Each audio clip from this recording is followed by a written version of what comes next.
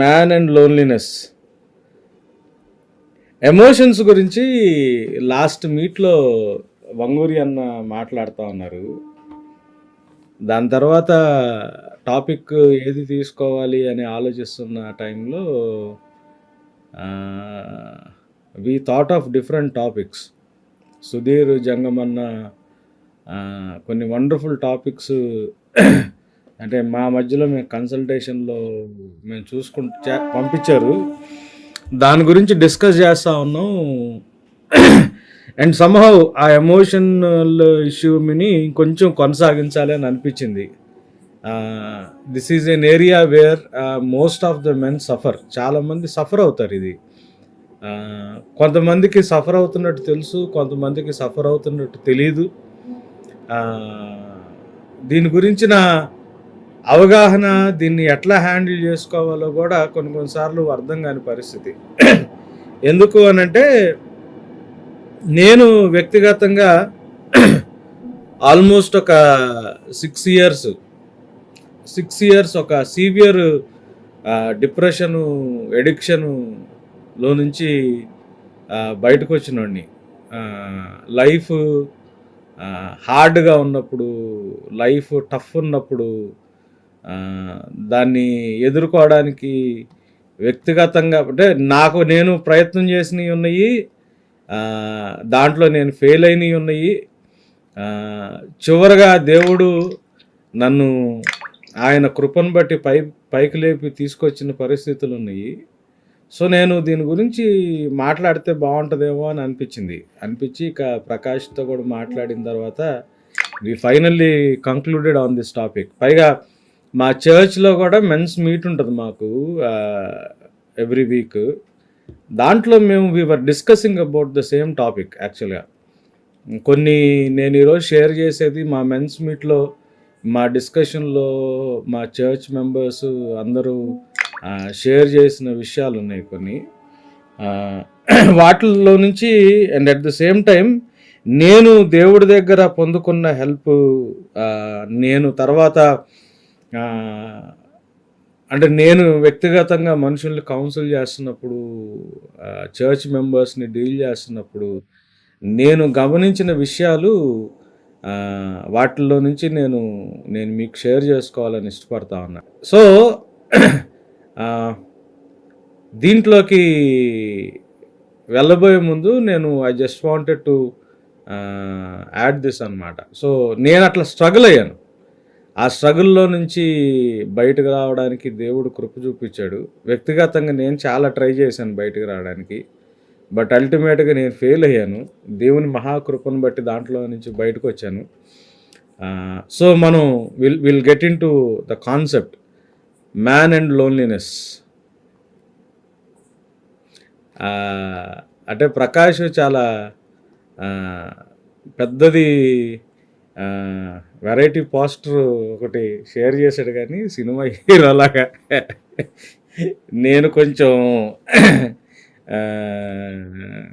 ఆ టైటిల్కి తగ్గట్టుగా కొంచెం కావాలని పెట్టా. అది మ్యాన్ అండ్ లోన్లీనెస్ లాగా లేదు. అంటే ఒకలాంటి సంతోషంగా ఉన్న ఫేసు బయటికి, అఫ్కోర్స్ లోన్లీనెస్లో ఉన్నప్పుడు అట్లాంటి సిచ్యువేషన్సే బయటకు కనిపిస్తూ ఉంటాయి. కానీ లోపల అంటే బయటకేమో ప్రకాష్ పెట్టిన పోస్టర్ లాంటిది, లోపలేమో ఇది ఇప్పుడు నేను పెట్టిన స్లైడ్ లాగా ఉంటుంది. ఎప్పుడన్నా ఇట్లా మాట్లాడే వాళ్ళని మీరు గమనించారనుకోండి, అంటే నిజంగా బిజీగా ఉండేవాళ్ళు వేరు, మనకి యూజువల్గా వీళ్ళు కనిపిస్తూ ఉంటారు, నేను చాలా బిజీ ఉన్నానని చెప్పేవాళ్ళు, లేకపోతే ఎప్పుడు టైర్డ్నెస్ గురించి మాట్లాడేవాళ్ళు, లేదా నాకు కొంత స్పేస్ కావాలా, నన్ను వదిలేరా బాబు, కొంచెం నాకు టైం ఇవ్వండి, నాకు కొంచెం స్పేస్ ఇవ్వండి అని మాట్లాడేవాళ్ళు జనరల్గా మీకు ఎప్పుడన్నా కనిపిస్తూ ఉంటే, ఇట్లాంటి మాటలు మనుషుల దగ్గర, ముఖ్యంగా మెన్ దగ్గర మీరు వింటా ఉన్నప్పుడు మనం గుర్తుపెట్టుకోవాల్సింది ఏంటంటే, ఇవి లోన్లీనెస్కి ఉండే స్టార్టింగ్ సిమ్టమ్స్ అన్న విషయాన్ని మనం గమనించుకోవాలి. లోన్లీనెస్కి సంబంధించిన సిమ్టమ్స్ అన్న విషయాన్ని మనం గమనించుకోవాలి. అయితే ఈ లోన్లీనెస్‌ని ఎలా ట్రేస్ చేయాలి అనేది. లోన్లీనెస్‌ని ఎలా ట్రేస్ చేయాలని. ఎందుకనంటే చాలామంది మెన్‌కి వాళ్ళు యాక్చువల్‌గా లోన్లీనెస్‌లో నుంచి ఎళ్తున్నారు అన్న విషయం గూడా వాళ్ళు అర్థం చేసుకోవడానికి టైం పడతది. ఇది లోన్లీనెస్, నేను నేను ఆ లోన్లీనెస్ అనే ఇష్యూలో నుంచి నేను సఫర్ అవుతున్నాను అని. సో, మనం ఎట్లా మనం ఐడెంటిఫై చేయొచ్చు అనంటే కొన్ని సైన్స్. ఫస్ట్ థింగ్ ఏంటి అనంటే మనుషులతో సంబంధాలని కలుపుకునే కంటే, కనెక్షన్‌ని బిల్డ్ చేసుకునే కంటే, డిస్ట్రాక్షన్ వైపు వీళ్ళు బై డిఫాల్ట్ లోనవుతారు. అంటే వీళ్ళు యూజువల్‌గా మనుషులతో పెద్ద కలవరు. మనుషులతో కలవడానికి ఇష్టపడరు. మనుషులతో కలవకుండా ఏం చేస్తారు అనంటే, వాళ్ళకి వాళ్ళు ఐసోలేటెడ్‌గా ఉండటానికి ప్రయత్నం చేస్తారు. ఇలాంటి ఐసోలేటెడ్‌గా ఉండేవాళ్ళు అంటే వీళ్ళేం చేస్తారు మరి ఐసోలేటెడ్‌గా ఉండానంటే, ఫోను తీసుకుని ఊరికనే ఇంకంటే వాళ్ళకి కంటిన్యూయస్‌గా టైం అంతా కూడా ఉపయోగం ఉన్నా లేకపోయినా, అవసరం ఉన్నా లేకపోయినా ఆ ఫోన్ని స్క్రోల్ చేస్తూ ఉండటం. ఎక్కువ సేపు ఆ మొబైల్ మీద వాళ్ళు టైం స్పెండ్ చేయడం. లేట్ నైట్ అయినా కానీ, నిద్రపోయే టైం అయినా కానీ, వాళ్ళు కొంతమంది అయితే ఆవలిస్తూ ఉంటారు, కళ్ళమ్మటి నీళ్ళు వస్తూ ఉంటాయి, కానీ ఆ ఫోను మాత్రం వాడటం ఆపరు. కొంతమంది గేమ్స్, ఫోన్లోనే గేమ్స్, విపరీతంగా గేమ్స్ మీద ఫోకస్ చేసేవాళ్ళు ఉంటారు. కొంతమంది వర్క్హాలిక్స్ కింద మారతారు. వర్క్హాలిక్ కింద మారటం అన్నది ఇప్పుడు మన ఇన్ఫోసిస్ సిఇఓ మూర్తి గారు చెప్పినట్టు అదేదో విపరీతంగా డెవలప్మెంట్ అవ్వాలని అన్నిసార్లు కాదు. వర్క్హాలిక్స్కి వెనకాల కొంత సైకలాజికల్ ఇష్యూ ఉంటుంది. ఏమవుతుంది అనంటే ఏదో ఒక దాంతో కంటిన్యూస్గా మైండ్ని ప్రీఆక్యుపైడ్ స్టేట్లో ఉంచుతారు. ఇట్లాంటి సిట్యుయేషన్స్ కనిపించిన మీరు ఒకవేళ ఇట్లాంటి సిట్యుయేషన్స్ నుంచి మీరు వెళ్తున్నా, ఇది సైన్ ఆఫ్ లోన్లీనెస్.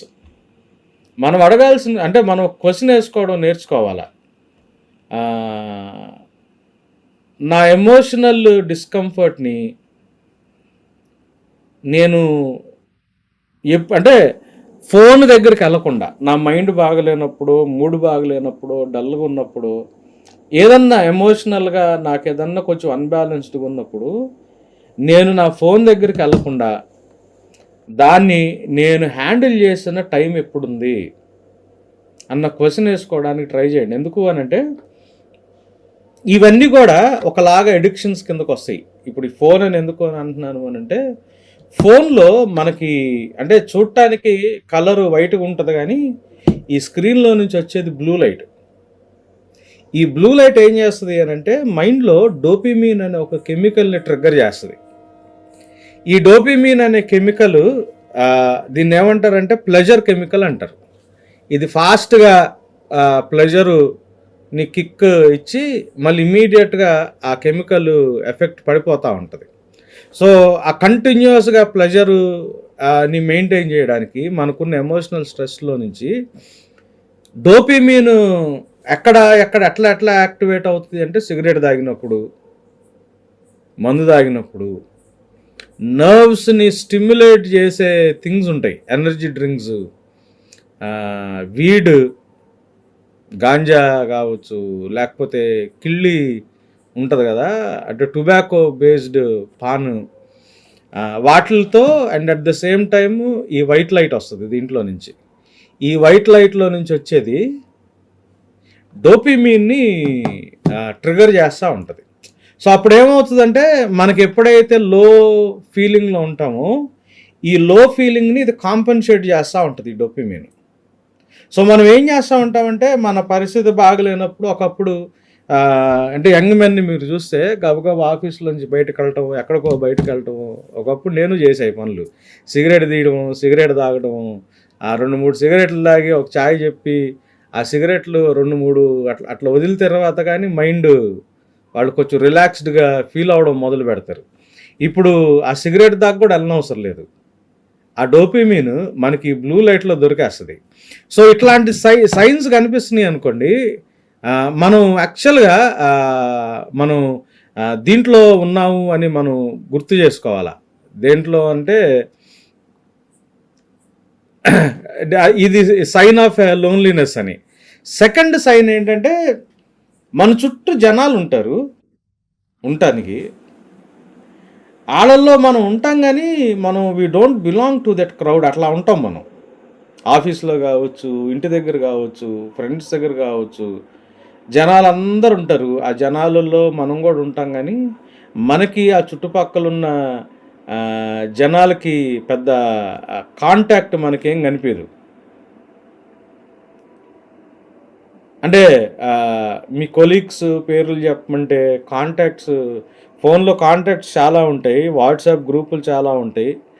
నంబర్‌లు చాలా ఉంటాయి.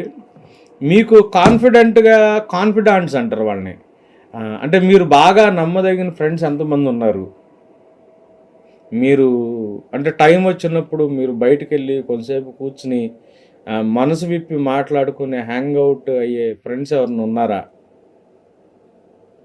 అట్లాంటి ఫ్రెండ్స్ కనిపియట్లేదనుకోండి, మీరు చాలా మంచి ప్రొఫెషనల్ అనే మాస్క్ ఏసుకొని, ఇంటర్నల్‌గా లోన్లీనెస్‌లో ఫీల్ అవుతున్న బ్యాచ్‌లో మీరొకళ్ళు. ఇది గమనించుకోవాలా. ఇది సైన్.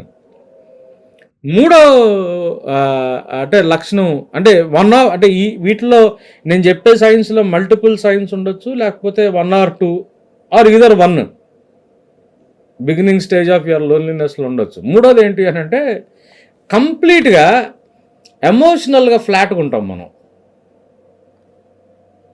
అంటే మనం పెద్దగా దాన్నేమంటాము బాధలో మనం ఏదో ఒక బాధ ఉండో, మనకేదో కష్టం వచ్చో, మనం ఏదో సఫరింగ్‌లో ఏమి ఉండం.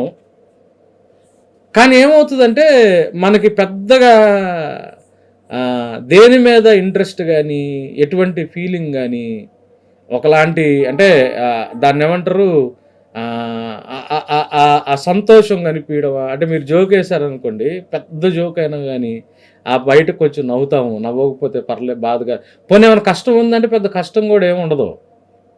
కష్టాలు, ఇబ్బందులు ఏమి ఉండవు గానీ, పెద్ద ఎమోషనల్‌గా గూడా మనం ఏమీ బయటికి దాన్ని ఎక్స్‌ప్రెస్ చేయలేని కండిషన్‌లో ఉంటాం.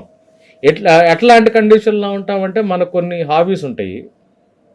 మనకు కొన్ని ఇంట్రెస్ట్‌లు ఉంటాయి. సపోజ్ క్రికెట్ ఆడటం ఇంట్రెస్ట్ అనుకోండి. లేకపోతే ఏదన్నా అంటే మీకు ఫ్రీ టైమ్ ఉంది. మీరెళ్ళి మ్యాచ్ చూడగలిగే క్రికెట్ మ్యాచ్ ఎళ్లి చూడటం మీకు ఇంట్రెస్ట్ అనుకోండి. లేకపోతే పెయింటింగ్ ఏయడం ఇష్టం అనుకోండి. మ్యూజిక్ ఇంట్రెస్ట్ అనుకోండి. అంటే మీకు హాబీస్ ఉంటాయి, ఇంట్రెస్ట్‌లు ఉంటాయి గానీ దాన్ని గూడా మీరు పెద్దగా ఎంజాయ్ చేయలేని పరిస్థితుల్లో ఉంటారు. ఇష్టం పెయింటింగు. కానీ సగం ఏస్తారు. గబగబా గిటార్ తీసుకొని కూర్చుంటారు అనుకుందాం. గిటార్ ఏయడానికి ట్రై చేస్తారు. దాని మీద పెద్ద ఇంట్రెస్ట్ ఉండదు. ఆడుకోవాలనుకుంటాం. లేదా క్రికెట్ ఎళ్తాం. లేదన్నా ఎక్కడైనా చూడటానికెళ్ళాం క్రికెట్ మ్యాచో లేకపోతే ఏదన్నా ఈవెంట్. మిడ్ వేలో ఈవెంట్‌లోనో లేకపోతే ఆ మ్యాచ్‌లోనో మనం అంత దాని మీద అంటే చాలా అంటే హాబీస్ గూడా ఒకలాంటి ఎఫర్ట్‌తో కూర్చొని, కష్టంతో కూర్చొని మీరు వాటిల్ని చేసే పరిస్థితులొస్తాయి. ఇది గూడా ఒక సైన్ ఆఫ్ లోన్లీనెస్. నాలుగవదేంటి నేను గమనించింది ఏంటంటే, ప్రతి ఒక్కటి చాలా టఫ్ అయిపోద్ది. కష్టమవుతది. అంటే సింపుల్‌గా చేసే పనులు గూడా సింపుల్‌గా తీసుకోగలిగే డెసిషన్స్ గూడా అదేమవుతదంటే టఫ్ అయిపోతాయి. చిన్న పని గూడా కష్టపడి చేయాల్సొస్తది. ప్రాపర్‌గా డెసిషన్ తీసుకోలేము. విపరీతమైన అంటే మోటివేషన్ గూడా పెద్దగా ఏం పనిచేయదు. ఉట్టి ఎమోషనల్ ఒక్కటనే గాదు. లైఫ్ ఐసోలేషన్‌లోకెళ్ళిపోతాము. అంటే కొన్ని సార్లు అంటే ఆ ఫ్రస్ట్రేషను ఇంట్లోకొచ్చి వైఫ్ మీదో, పిల్లల మీదో రోడ్డు మీద మనం వెహికల్ నడుపుతున్నప్పుడు ఇంకొకడి మీదో మనం చూపిస్తాము. మన పక్కనోళ్ళకి అది అర్థం గాదు. ఒరేయ్! ఏముందిరా నువ్వు దాంట్లో ఎందుకు నువ్వు అంత ఇదైపోతున్నావు అనంటే అది మనకి చాలా హార్డ్ థింగ్ కింద ఎళ్ళిపోతది. వాస్తవానికి అదంత హార్డ్‌గా డీల్ చేసే ఇష్యూ గాదు. మనం అట్లాంటి ఇష్యూస్‌లో, అట్లాంటి డెసిషన్ మేకింగ్‌లో మనం ఊరికనే నీరసపడిపోతుంటాము. మోటివేషన్ కోల్పోతా ఉంటాము. ఇట్లాంటి సింప్టమ్స్ కనిపిస్తున్నాయనుకోండి, అది అది అది అదొక సైన్ ఆఫ్ ఆహ్, లోన్‌లీనెస్. ఐదోది, మనకి కొంతమందిని కలవాలని, కొంతమందితో టైమ్ స్పెండ్ జేయాలని, ఇప్పుడు మంచి ఫుడ్ తినాలని, లేకపోతే ఏదైనా ఎక్కడికైనా ఎళ్ళాలని చాలా బలంగా అనిపిస్తది. అంటే కొంతమంది ఉంటారు మన లైఫ్‌లో వి వి వి అంటే we strongly want them to be with us. లేకపోతే మనం వాళ్ళ కలవాలనో, వాళ్ళు మన దగ్గరికి రావాలనో, మనం అట్లా చాలా ఇష్టపడతాం గానీ, బట్ అల్టిమేట్‌గా ఆ టైం వచ్చినప్పుడు మనం ఏం చేస్తామంటే, వాళ్ళతో కలవడానికో, వాళ్ళతో మాట్లాడటానికో, వాళ్ళతో టైమ్ స్పెండ్ చేయడానికో మనం ఇష్టపడం. మనం అవాయిడ్ చేస్తాం. మనకు ఆ టైం వచ్చినప్పుడు లేదు పద వెళ్దాం అని చెప్పి ఇంట్లో వాళ్ళు సరే నీకు వాళ్ళు ఇష్టం కదా, పలానా వాళ్ళు అంటే నీకు ఇష్టం కదా, లేదా పలానా ప్లేస్ అంటే నీకు ఇష్టం కదా, మనం వెళ్దాం పదా అంటే పెద్ద పనే ఉండదు. ఇప్పుడు కాదులే, తర్వాత చూద్దాంలే అని అని దాన్ని అవాయిడ్ చేయడం కానీ, వాళ్ళు మనల్ని అర్థం చేసుకోరు, వాళ్ళు మనల్ని పట్టించుకోరని అవతల వాళ్ళ మీద బ్లేమ్ వేయడం కానీ, ఏదో చేసి మనం ఏం చేస్తామంటే ఆ సిట్యుయేషను అంటే ఆ మీటింగ్ కానీ, ఆ కనెక్షన్ కానీ ఫామ్ అవ్వకుండా దాన్ని మనం అడ్డగిస్తుంటాం. మనమే దాన్ని వదిలేసుకుంటా ఉంటాం. ఇదేంటి తెలుసా? లోన్లీనెస్‌లో నుంచి ట్రిగ్గర్ అయ్యే సెల్ఫ్ ప్రొటెక్టివ్ యాటిట్యూడ్.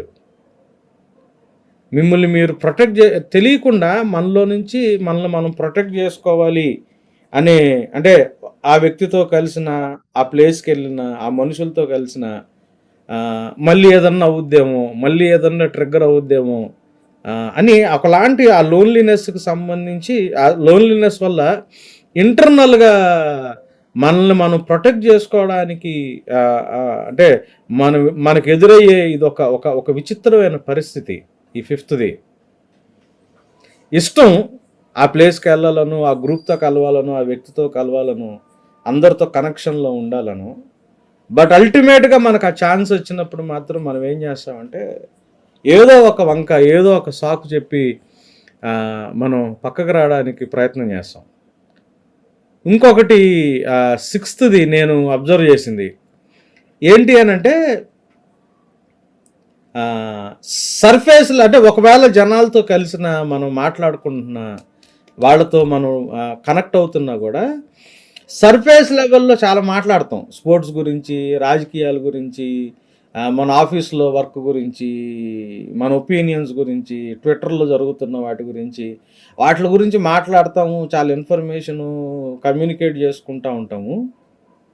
కానీ వ్యక్తిగతంగా మనకి ఏది నీడ్ ఉందో, లేకపోతే మనకి ఎటువంటి హెల్ప్ కావాలో, మనం దేంట్లో నుంచి వెళ్తున్నామో దాన్ని మాత్రం అసలు బయటికి మనం ఎక్స్‌ప్రెస్ చేయకుండా, వాటిల గురించి మాట్లాడకుండా, అయి ఎందుకులే అయి మాట్లాడితే ఏం తలనొప్పొచ్చుద్దా అని మన ఎబిలిటీ విషయంలో గానీ, మన ప్రొడక్టివిటీ విషయంలో గానీ, మన సామర్థ్యానికి సంబంధించిన వాటిల్లో డిస్కషన్ వస్తే మళ్ళీ దానివల్ల దాన్ని మనం హ్యాండిల్ చేసుకోలేము అని చెప్పి మనం ఏం చేస్తాము అనంటే, మనం ఉన్నంత టైము ఒకవేళ కలవాల్సి వచ్చినా మనుషులతో ఉన్నా కూడా సూపర్ఫిషియల్ సర్ఫేస్ లెవెల్ ఇష్యూస్ మీద చాలా మాట్లాడతాము.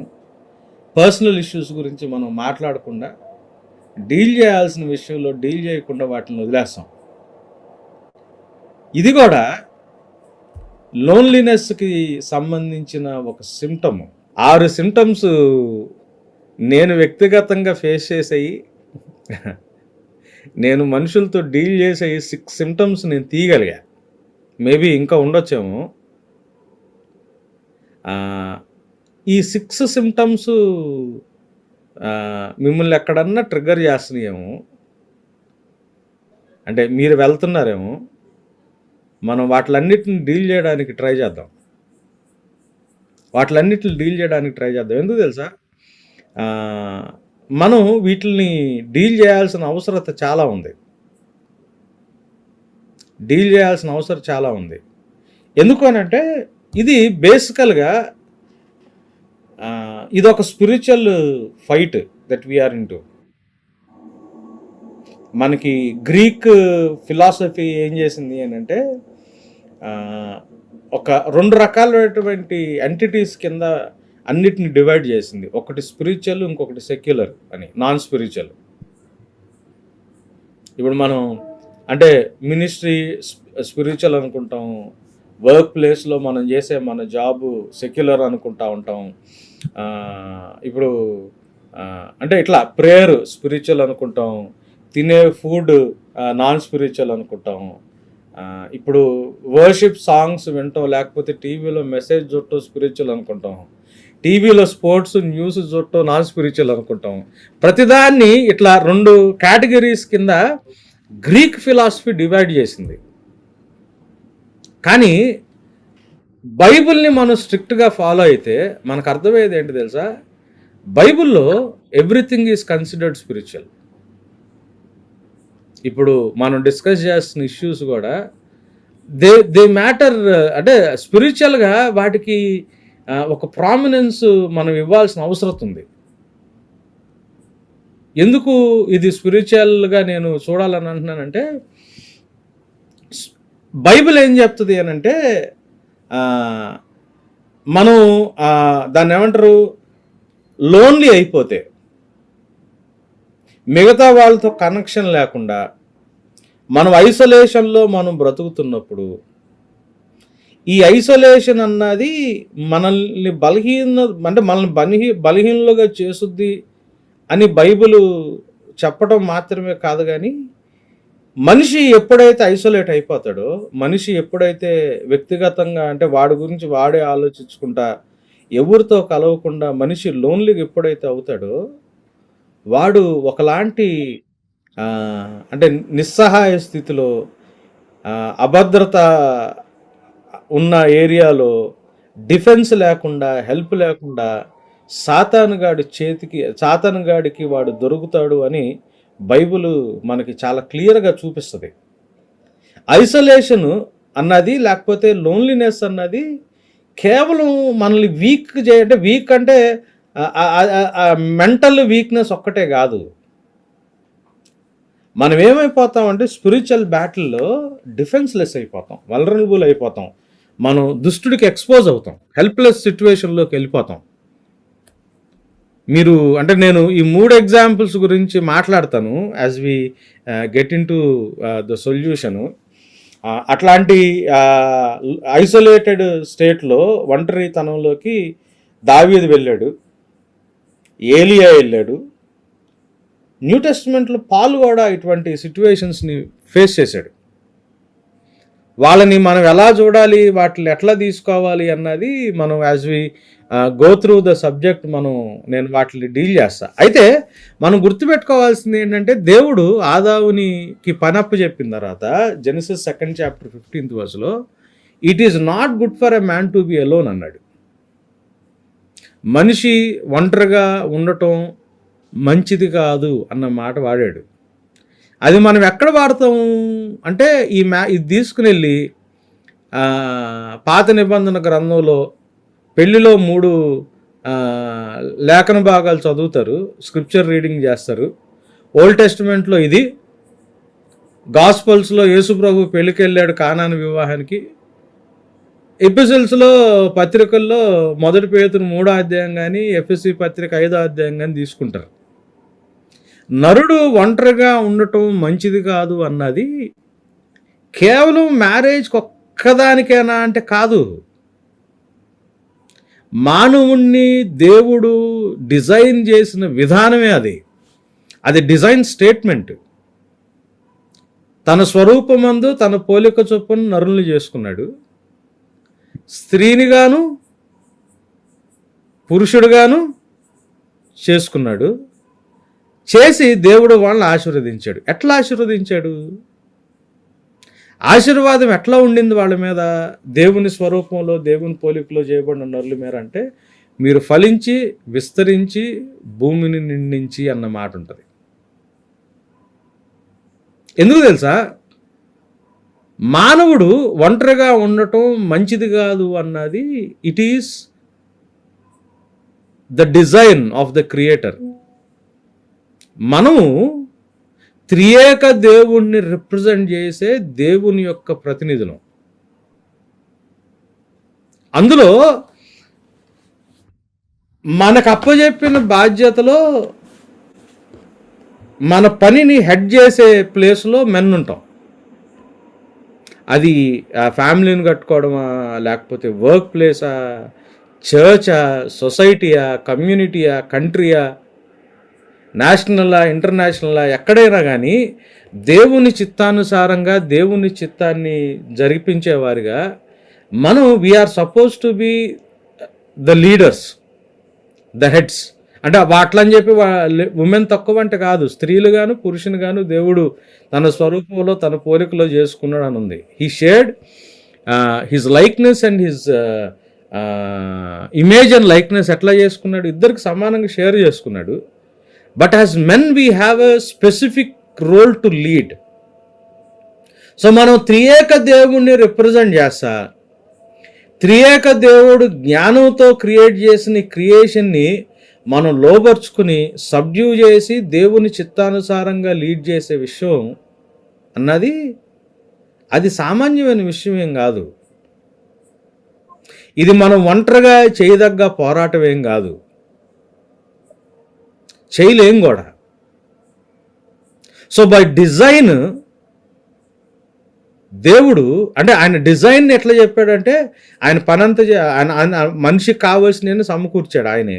జెనసిస్ 2లో కదా, 2nd చాప్టర్ 7th verseలో నేలమంటితో నరుణ్ణి చేశాడు, జీవాయువు ఉదగా జీవాత్మ అయ్యాడు. సో ఆదామును అక్కడ నిలబెట్టి ఆయనే స్వయంగా బురదలోకి దిగి గుంటలు తీసి విత్తనాలు వేసి పాదులు తీసి నీళ్లు పోసి, అంటే 8th chapter 9th chapter 8th verse 9th 7th verse 2nd chapter 7th verseలో ఆదామును చేసిన తర్వాత 8th verse 9th verse 10th verse 11th verse 12th 13th 14 7 verses ఆదాముకి కావాల్సినవన్నీ దేవుడే సమకూరుస్తున్నాడు. అన్ని సమకూర్చుకుంటూ వచ్చాడు. అక్కడ వాడిన మాట గ్యాన్ అనే మాట వాడతారు యూజువల్గా. తోట అంటే మన ఇళ్లలో వేసుకునే చిన్న చిన్నవి కాదు, it's a huge place with fencing అని. సో ప్రొటెక్షన్ ఉంటుంది, భద్రత ఉంటుంది. తోటలో ఆహారానికి కావాల్సిన చెట్లు ఉంటాయి, విశ్రాంతికి కావాల్సిన చెట్లు ఉంటాయి, ప్లెజర్కి కావాల్సిన చెట్లు ఉంటాయి. సో ప్రొటెక్షన్ ఉంది, ప్రావిజన్ ఉంది, రెస్ట్ ఉంది, ప్లెజర్ ఉంది. సో ఆదాముకి కావాల్సినవన్నీ దేవుడు చేసుకుంటూ వచ్చి ఆదాముకి ఒక పని అప్పు చెప్పి, ఆదాము డిజైన్ గురించి దేవుడు ఏం మాట్లాడుతున్నాడంటే నరుడు ఒంటరిగా ఉండటం మంచిది కాదు, ఒక్కలమే ముందు నిలబడి పోరాటం చేయడం దేవుని డిజైన్ కాదు. నేనొక్కడే వన్ మ్యాన్ షో అన్నది బై డిజైన్ బిబ్లికల్ కాదు. వాళ్ళు ఆశీర్వదించాడు, మీరు ఫలించి విస్తరించి భూమిని నిండించి. సో దేవుడు అవ్వని తీసుకొచ్చినప్పుడు, ఆదాము దగ్గరికి తీసుకొచ్చినప్పుడు దే వర్ ప్రొక్రియేటింగ్ కదా, వాళ్ళ స్వరూపంలో వాళ్ళ పోలికలో వాళ్ళ పిల్లల్ని కంటం మొదలుపెట్టారు. అంటే they were actually creating a community in order to carry forward. అంటే దేవుని యొక్క చిత్తాన్ని ముందుకు తీసుకెళ్ళటానికి ఒక టీము తయారవ్వడానికి, ఫ్యామిలీ దేవుని చిత్తాన్ని చేయడానికి దేవుడిచ్చే టీం కదా, భార్య టీం కదా, టీం మెంబర్ కదా. సో దేవుడు మనిషిని చేసినప్పుడు ఐసోలేటెడ్గా చేయలా.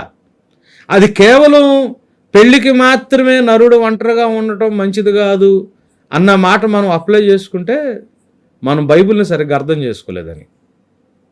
నువ్వు పాస్టర్గా నువ్వు ఒక్కడివే ఉండటం మంచిది కాదు, నువ్వు ప్రాఫెట్వా నువ్వు ఒక్కడివే ఉండటం మంచిది కాదు, నువ్వు ఎవాంజలిస్ట్వా నువ్వు ఒక్కడివే ఉండటం మంచిది కాదు. It should be a team work all the time. So loneliness చాలా చాలా చాలా విచిత్రమైన దీనికి తీసుకెళ్తుంది. అయితే అసలు మనం లోన్లీగా ఉన్నావా లేదా, మనం దీన్ని ఎట్లా టెస్ట్ చేయాలి, రెండు క్వశ్చన్స్ వేసుకోవాలి. ఫస్ట్ క్వశ్చన్ ఏంటయ్యా అంటే, do you have at least one person who knows what I'm currently struggling with అని. Do I have at least one person. మీరు ఏదన్నా భయంకరమైన పరిస్థితి, లేకపోతే మీరు హ్యాండిల్ చేయలేని మీకు టఫ్గా ఉన్న సిచ్యువేషను, లేకపోతే మీరు హ్యాండిల్ చేయగలరు కానీ కొంచెం స్ట్రగుల్ అవుతున్న సిచ్యువేషను ఏదన్నా ఉన్నప్పుడు, ఆ సిచ్యువేషను తెలిసిన వాళ్ళు ఎవరన్నా ఒక్కళ్ళు ఉన్నారా మీ లైఫ్లో? Do you have anybody? నువ్వు ఎటువంటి పరిస్థితుల్లోంచి వెళ్తున్నావు, నువ్వు ఎటువంటి ఫైట్ చేస్తున్నావు, ఎటువంటి కష్టాన్ని నువ్వు మోస్తున్నావు, నీ గురించి తెలిసిన వాళ్ళు ఎవరన్నా ఒకళ్ళు ఉన్నారా? ఈ క్వశ్చన్. రెండో క్వశ్చన్ ఏంటి అని అంటే, when I feel pain or stress, do I move towards people or away from them? నాకేదన్నా కష్టం వచ్చినా, నాకేదన్నా బాధ వచ్చినా, నాకు తొందర అనిపించినా, నాకు లైఫ్ అంటే కొంచెం ఇబ్బంది అనిపిస్తున్నా, నేను మనుషుల వైపుకి వెళ్తానా, లేకపోతే నన్ను నేను ఐసోలేట్ చేసుకుంటానా? నేను ఒక కార్నర్, అంటే నేను ఎవరితో పెద్ద కలవకుండా నా వరకు నేనే రూమ్లో, నా వరకు నేనే ఇంట్లో, నా వరకు నేనే నా సిస్టంలో, నా ఫోన్లో. ఈ రెండు క్వశ్చన్స్ వేసుకున్నాం అనుకోండి. మొదటి క్వశ్చన్కి నో అని వచ్చి, రెండో క్వశ్చన్కి నాకేదైనా ఇబ్బంది వచ్చినా, కష్టం వచ్చినా నేను ఒక్కడనే దాన్ని డీల్ చేసుకోవడానికి ప్రయత్నం చేస్తాను అన్న ఆన్సర్ మీ దగ్గర నుంచి వచ్చింది అనుకోండి, మీరు ఆల్రెడీ లోన్లీగా ఉన్నారు. You are already struggling with loneliness. మన కష్టం అందరితో ఎట్లా చెప్పుకుంటాం, మనమే దీన్ని ఫైట్ చేసుకోవాలి అని బయటికి గంభీరమైన ఒక మాట చెప్తామేమో కానీ, మీకు కష్టం వచ్చినప్పుడు మీరు రీచ్ అయ్యే వ్యక్తి మీ దగ్గర లేకపోతే, మీరు ఎంత గంభీరమైన ఫేసు బయటకు పెట్టినా, మగోడు మనం డీల్ చేసుకోవాలరా, అందరికీ వెళ్ళి చెప్పేది కాదురా అన్న ఫీలింగ్ మీకు వస్తుంది అని అంటే, మీరు ఆల్రెడీ లోన్లీనెస్లో స్ట్రగుల్ అవుతున్నారు. మేబీ మీరు లోన్లీనెస్లోకి వెళ్తున్నారని మీకు తెలీదు, లోన్లీనెస్లోకి ఉన్నారని మీకు తెలీదు, లేదా మీకు అంటే మీరు అది చెప్పుకోవడానికి ఇష్టపడలేదు. But you are already struggling with loneliness. నేను నా పరిస్థితి చెప్తున్నా,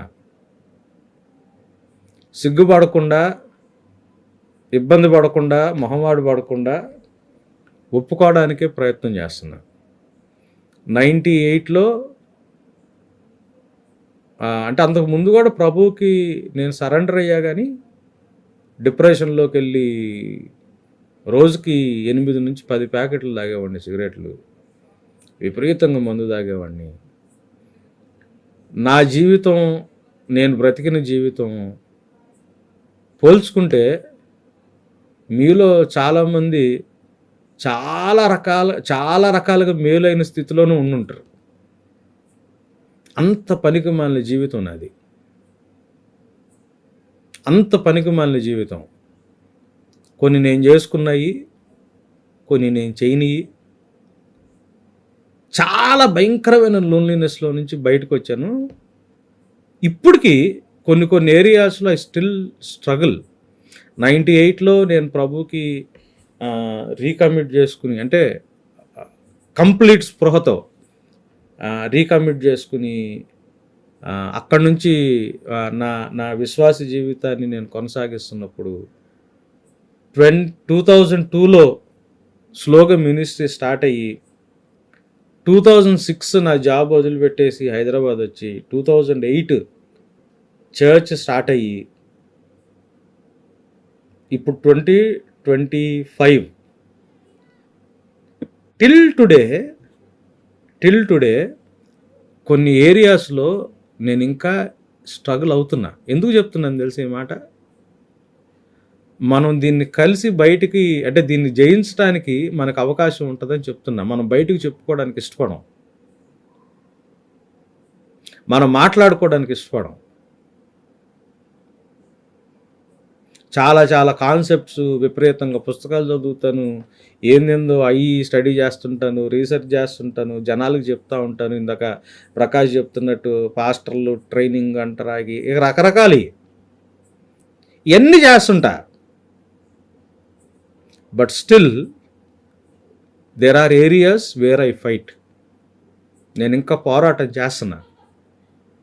సో ఇదేదో అంటే మనకి కొన్ని కొన్ని స్టిగ్మాలు వేసేసి పాపి అంటే ఇక అంటే దైవ సేవకుడు అంటే నా ఇంట్లో నా రూమ్లో ఎక్కడో మోకాళ్ళు వేసి బండలు కొంచెం గుంటలు పోయి విపరీతంగా అంటే బైబిల్ని ఇటు చదివేసి అడు చదివేసి 24 గంటలు అంటే మెసేజ్ల్లో ఉండి, లేకపోతే ఇక ఆ మెసేజ్ అయిపోగానే ఇక నేను ప్రార్థనలోకి వెళ్ళిపోతాను. అట్లాంటిదేమి లేదు. అట్లాంటిదేమి లేదు. టఫ్ డేస్, టఫ్ టైమింగ్ ఉంటుంది. ఇప్పటికీ దిండు అంటే వారంలో 1-2 సార్లు దిండు తడవకుండా ఏమి ఉండదు. టఫ్ ఉంటుంది. సో నేను కావాలని ఈ మాటలు చెప్తున్నా, ఈ విషయాలు చెప్తున్నా. నాది నేను బయట పెట్టుకోవడానికే నేను డిసైడ్ అయ్యి మాట్లాడుతున్నా. ఎందుకు అనంటే that is how our lifes are like. దీన్ని ఓపెన్గా మాట్లాడుకుని డీల్ చేసుకోవడం మనకి చిన్నప్పటి నుంచి నేర్పిలా. మగోడు అంటే ఒక డెఫినేషను ఇళ్లల్లో సొసైటీలో మన మొహాన్ని పడేశారు. అబ్బాయి ఆడికారా ఆడు మగోడు, అబ్బాయి మగోడు అన్న మాటకి అసలు ఒకలాంటి ట్యాగ్ మనకు తగిలిచ్చారు. అది గర్వంగా భుజం అంటే నెత్తి మీద పెట్టుకుని చూపించలేము, భారంగా భుజాల మీద వేసుకుని దాన్ని మోయలేము, ఈడ్చుకుంటూ రాలేము, వదిలేయలేము, అండిపెట్టుకోలేము. మన ఈ విచిత్రమైన సిచ్యువేషన్ ఉంటుంది. అంటే అంటే విమెన్ అంటే విత్ డ్యూ రెస్పెక్ట్ విమెన్కి వ్యతిరేకంగా ఏమీ లేదు. ఏమెందుకు లేదంటే నా లైఫ్లో చాలా కష్టాల్లో దేవుడు నాకు ఇచ్చిన నా wife, there are few women who actually stood by my side. So నేను వాళ్ళకి వ్యతిరేకంగా నేనేం మాట్లాడట్లేదు, కానీ విమెన్ అంటే వాళ్ళు బలహీనమైన ఘట్టాలు ఇట్లాంటి మాటలు బైబిల్లో కనిపించడం, సొసైటీలో వాళ్ళకి అంటే ఒకలాంటి సాఫ్ట్ కార్నర్ ఉంటాం. సో వాళ్ళకి ఏదన్నా కష్టం రాగానే, వాళ్ళకి ఏదన్నా శ్రమ రాగానే, వాళ్ళు ఏదన్నా కళ్ళమ్మడి నీళ్లు పెట్టుకోగానే ఒకలాంటి హెల్ప్ మిగతా వాళ్ళ దగ్గర నుంచి రావడం, మనకి మెన్కి అది కరువైపోవడం, ముఖ్యంగా ఇండియన్ సొసైటీలో ఇది అసలు భయంకరమైన ఇష్యూ ఇది. కాబట్టి నేను ఫ్రీగా మాట్లాడటానికి ఇష్టపడుతున్నా. సో ఈ రెండిటికి అంటే నాకేదన్నా నేను వెళ్తున్న సిచ్యువేషన్ ఎవరికి తెలియదు బ్రదర్, అసలు మూడో కంటికి తెలియదు. నాకు నేనే ఎంత కొబిలిపోతున్నానో మీకు అర్థం కాదు అన్న స్టేజ్లో మీరున్నా, మీకు ఏదైనా ఇబ్బంది సమస్య రాగానే మీరు ఐసోలేట్ అయిపోయి మీకు మీరే అయిపోయి దాన్ని హ్యాండిల్ చేసుకుని కొంచెం సెట్ అయిన తర్వాత మనుషులతో మళ్ళీ కలిసి నవ్వుకుంటూ తిరుగుతున్నారనుకోండి, you are already into loneliness.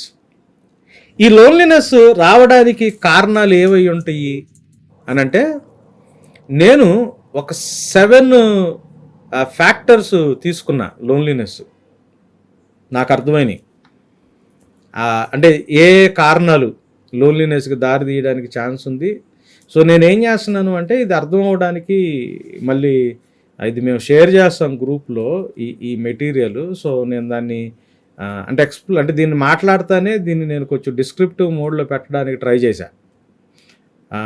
ఆ ఫ్యాక్టర్ యొక్క డిస్క్రిప్షన్ ఏంటి, మెన్ మీద ఎట్లాంటి ఇంపాక్ట్ ఉంటుంది అనేది 7 ఏరియాస్. ఇక్కడ మీకు 6 కనిపిస్తున్నాయి, ఇంకోటి వస్తుంది. ఫస్ట్ థింగ్ ఏంటి అని అంటే కల్చరల్ ఎక్స్పెక్టేషన్స్ ఉంటాయి. మన సంస్కృతి, మన పరిస్థితులు. ఆహ్, మన సంస్కృతిలో పురుషుడు అన్న, ఇందాక నేను చెప్పాను కదా, ఆడికేరా ఆడు మగోడు అని. మగోడు అన్న మాట, మ్యాన్ అంటే బీ ఏ మ్యాన్ అన్న మాట, లేకపోతే మగోడు అన్న మాట, అది ఏం చేస్తుంది అనంటే తెలియకుండా ఒకలాంటి మూర్ఖపు స్వభావాన్ని, లేకపోతే మొండి స్వభావాన్ని, అంటే మన ఎమోషన్స్ని సప్రెస్ చేసుకుని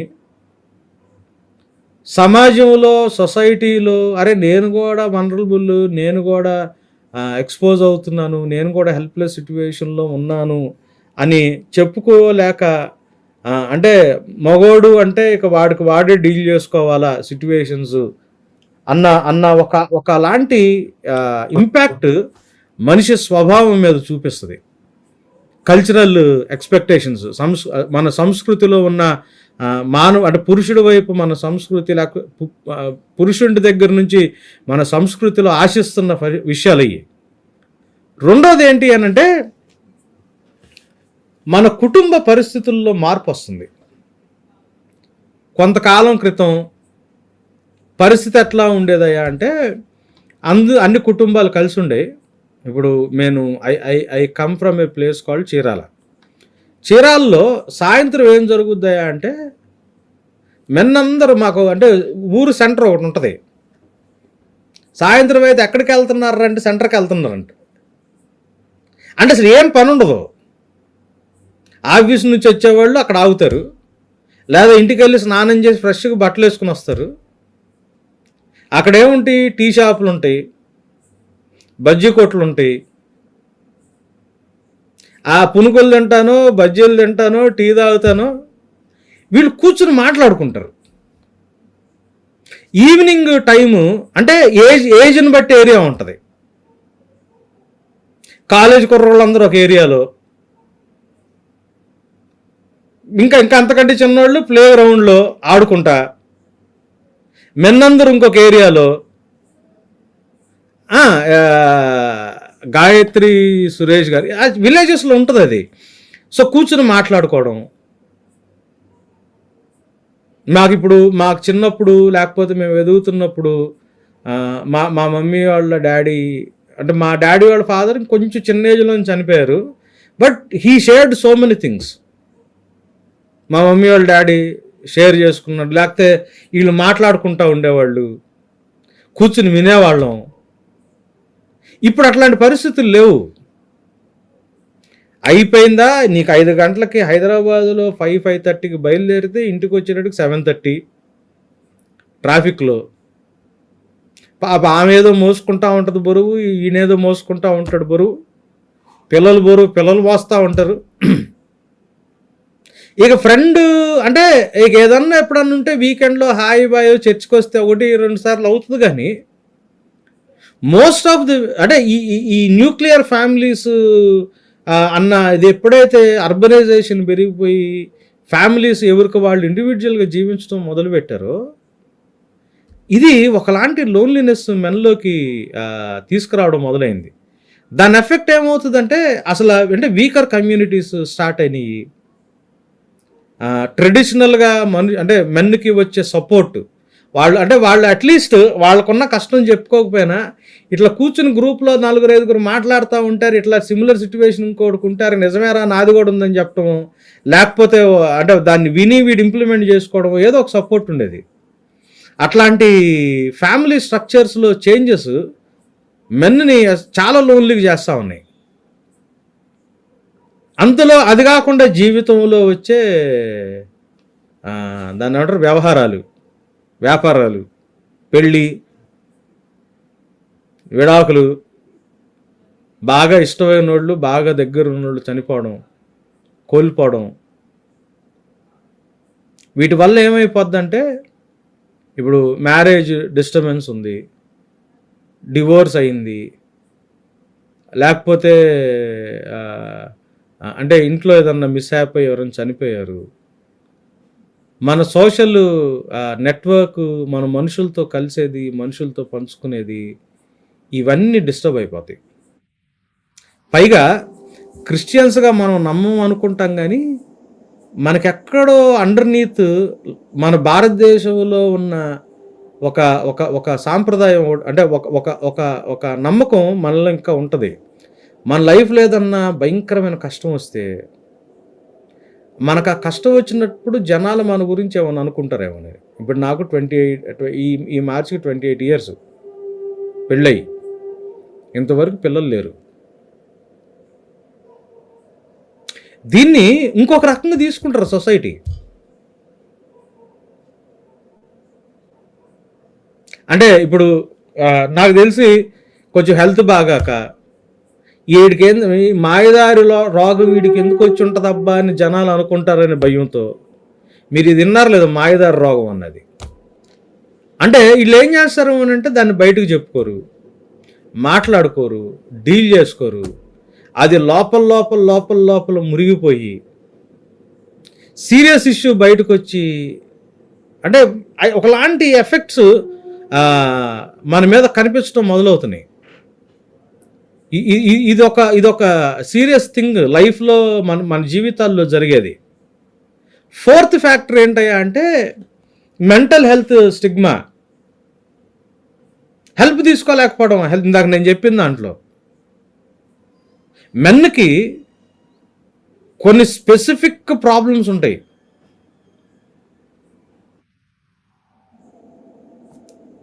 సెక్షువల్ హెల్త్ ఇష్యూలో నేను చాలా ఓపెన్గా మాట్లాడుతున్నాను.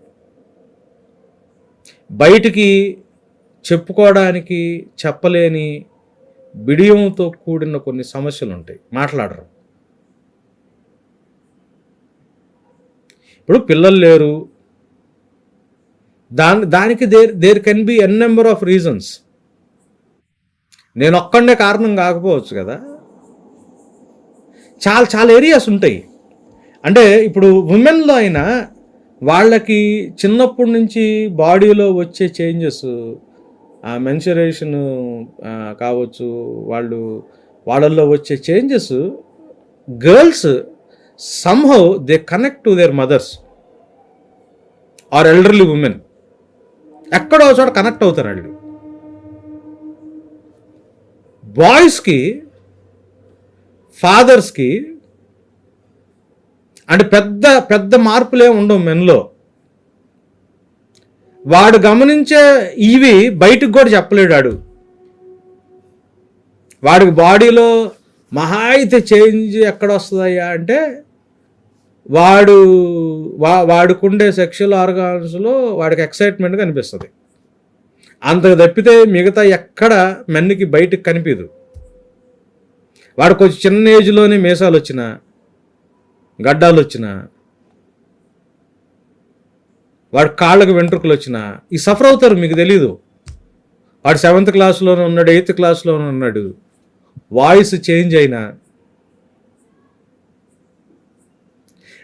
గర్ల్స్కి ఏమవుతుంది, ఇప్పుడు వాళ్ళు మెచ్యూర్ అయినప్పుడు వాళ్ళ బాడీస్లో చేంజ్ వస్తున్న ప్రతిదీ వాళ్ళకి ఒక గైడెన్స్ ఉంటుంది పెద్దోళ్ళ దగ్గర నుంచి. మెన్కి ఆ గైడెన్స్ ఉండదు, వాడికి అస్సలు ఉండదు. వాడు ఎవరిని అడగలేడు, ఎవరిని మాట్లాడలేడు. పొర్రపాటున వాడికి ఏదన్నా డౌట్ ఉన్నా దాని నాన్న దగ్గర అడిగాడా, ఫ్రెండ్స్కి చెప్తే ఎగతాలి,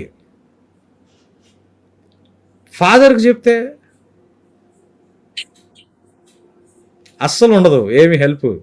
సో ఒకలాంటి ఏరియాస్ అనమాట ఈ మెంటల్ హెల్త్ స్టిగ్మా. అంటే దాని నుంచి సైకలాజికల్గా వాళ్ళు ఒకలాంటి వీక్నెస్లోకి, సెల్ఫ్ ఎస్టీమ్ కోల్పోయి వాళ్ళకుండే ఇష్యూస్ ఫిజికల్గా, మెంటల్గా ఇవి. 5వది సోషల్ ప్రెషరు.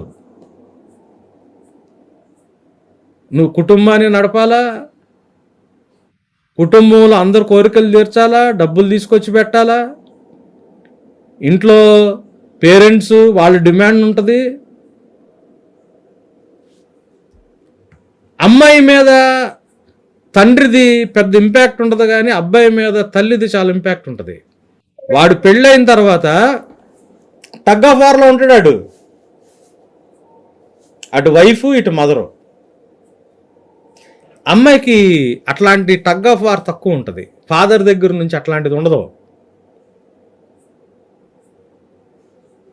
ఇది ఒకలాంటి కనిపిని ఎఫెక్ట్ ఉంటుంది మెన్ మీద.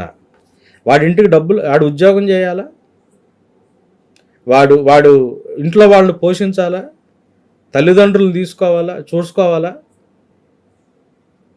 ఇప్పుడు ఇంట్లో ఏది అవసరమైనా మళ్ళీ ఆడే బండి తీసుకోవాలా, ఆడే కారు తీసుకుని వెళ్ళాలా జనాల్ని. లైఫ్ అంతా కూడా పర్ఫార్మెన్స్లో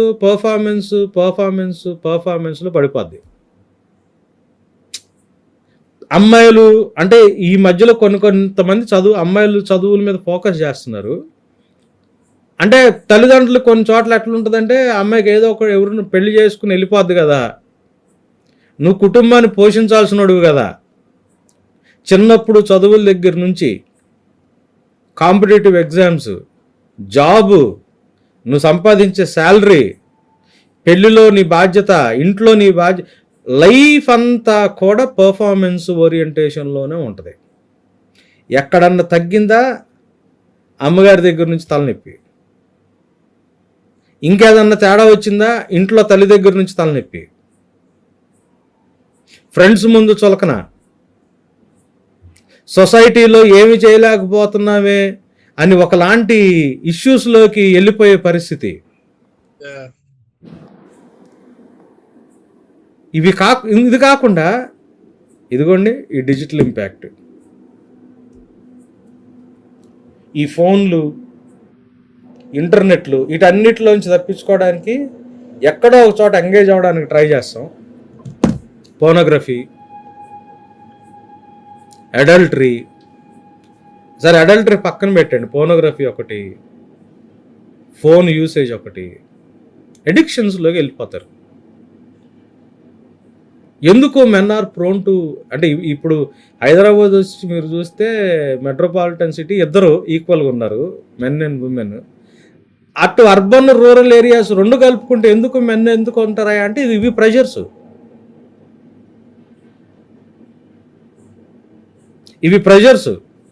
ఇది వచ్చేసిన తర్వాత ఇక దీనికి అతుక్కుపోయి దీంట్లోకి వెళ్ళిపోయి ఇక మిగతా సంబంధాలన్నీ, అంటే మ్యారిటల్ ఇష్యూస్లో కూడా ఒకలాంటి తెలియని లోన్లీనెస్, మన సిస్టము, మన ఫోను అది టేక్ ఓవర్ చేసే పరిస్థితి.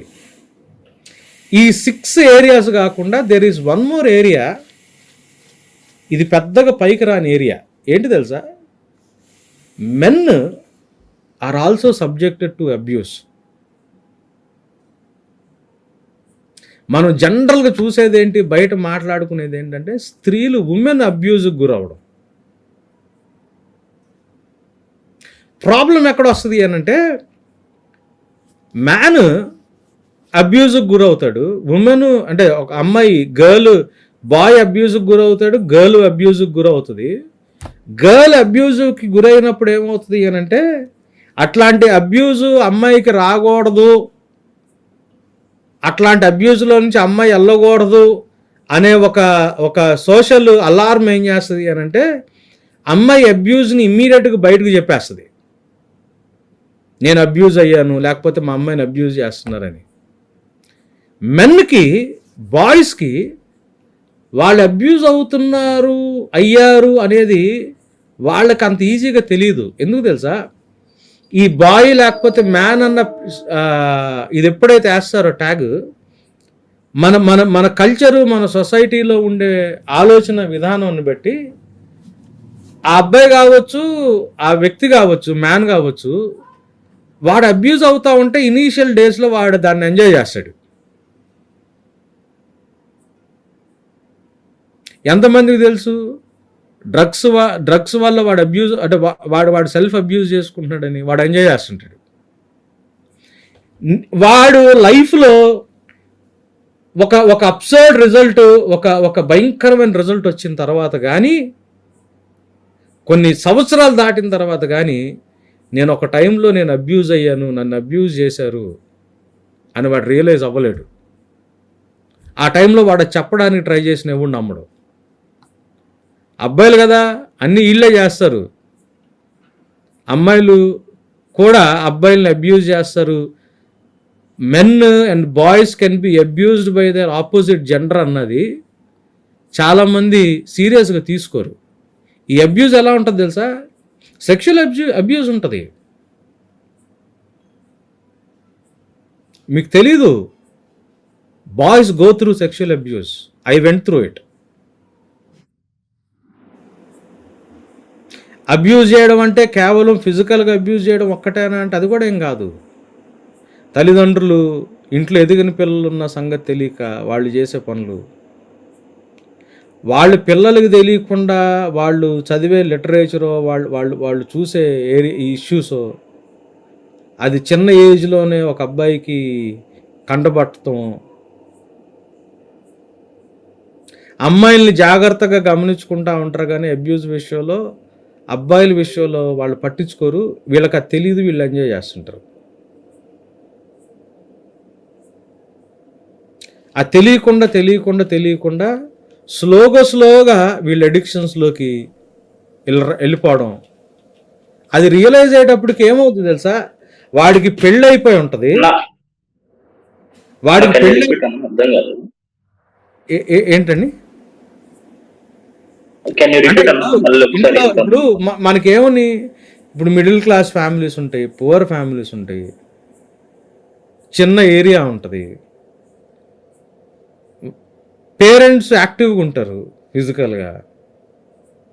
పిల్లల గురించి వీళ్ళకి తెలియదు. పిల్లలు అంటే మెన్ ముఖ్యంగా యంగ్ బాయ్స్ ఎఫెక్ట్ అవుతున్నారని వాళ్ళకే తెలియదు. ఈ బయటికి వెళ్ళి చెప్పుకునే కావు, లేదా వాళ్ళకి ఏదైనా వేరే లిటరేచర్ చదివే అలవాటు ఉంది, వేరే చూసే అలవాటు ఉంది. ఆ పిల్లల కంట్లో పడితే వాళ్ళు అబ్యూజ్ అవుతున్నారు అన్న సంగతి తెలియదు. అమ్మాయిని జాగ్రత్తగా గమనించుకుంటాం, ఎక్కడికి వెళ్తుంది, ఏం చేస్తుంది, ఎవరెవరు కాంటాక్ట్లో ఉన్నారు. అబ్బాయిని మాత్రం మనం గమనించుకోం. నేను చెప్పాను కదా, ఇనిషియల్ డేస్లో బాయ్స్ ఎంజాయ్ చేస్తుంటారు అబ్యూజ్ని, వాళ్ళకి తెలీదు.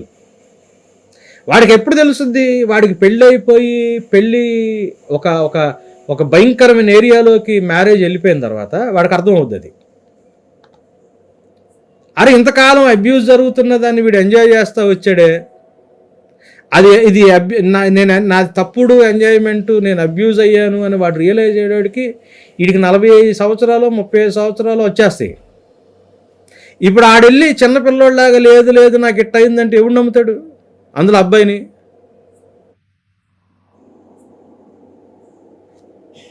నాకు తెలిసి ఎంతమంది ఉన్నారు తెలుసు ఇట్లాంటి అబ్యూజ్లోకి వెళ్ళిన వాళ్ళు.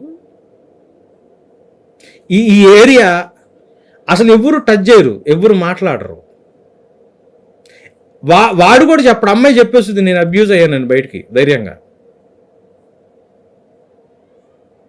అమ్మాయి చెప్పలేదు. రీసెంట్గా మనం అది ఒక కేసు చూసాం కదా, వాడెవడో 2 టీచర్స్ అబ్యూజ్ చేస్తే వాడు సూసైడ్ చేసుకుని చచ్చిపోయాడు. సాయి అన్న వైజాగ్. దాంతోపాటు ఎమోషనల్ అబ్యూజ్. దేనికి పనికిరానోడురా నువ్వు వేస్ట్ రా. ఇంట్లో 2 ఉంటారు అంటే మెన్కి వాళ్ళు అంటే boys as they grow up. ఇప్పుడు దేవుడు మనకు అందుకే పేరెంట్స్గా అంటే పెళ్లి చేసుకోక ముందు నుంచి పేరెంట్స్ అయిన తర్వాత కూడా మనకు అర్థం అవ్వాల్సింది ఏంటంటే జెండర్ డిఫరెన్సెస్ ఉంటాయి. ఒక ఇష్యూకి ఒక గర్ల్ రెస్పాండ్ అయ్యే విధానం, ఒక బాయ్ రెస్పాండ్ అయ్యే విధానం, వాళ్ళ ఇష్యూస్ని వాళ్ళు ట్యాకిల్ చేసే విధానం. ఇంట్లో ఒక అమ్మాయి ఉంటుంది, అమ్మాయి అంటే వాళ్ళు చదువుతారు. వీడికి అంటే జెండర్ డిఫరెన్స్, వాడి మైండ్ చాలా వాటి మీద ఉంటుంది. గర్ల్స్కి అట్లా ఉండదు. వాళ్ళకి మార్కులు వస్తే వీడికి రావు. మనకేందంటే వీడు వాడు ఉంటాడు కదా, 1 1 1 2 2 3 3. ఈ దరిద్రం వాడు పట్టింది మన క్రిస్టియన్స్ ఎడ్యుకేషన్ మన చేతుల్లో నుంచి వదిలేసిన తర్వాత. ఇక వీడిని ఏం చేస్తారు? ఎమోషనల్గా వాడిని అబ్యూజ్ అయిపోతాడు. వీడికి 45% వస్తుంది, లేకపోతే 50% 60%లోనే ఉంటాడు. వాళ్ళకి అక్కో లేకపోతే చెల్లో ఉంటుంది, లేకపోతే ఇంకొకడు కూడా ఉంటాడు, వాడికి 80-90% వస్తుంది. ఎన్ని రకాలుగా తిడతారు చెప్పండి జనాలు. పైగా మన ఇండియన్ కమ్యూనిటీలో తెలియకుండా అంటే అవతలోడిని మనం అబ్యూజ్ చేస్తున్నామని తెలియకుండా అబ్యూజ్ చేసే పరిస్థితులు ఎన్నో.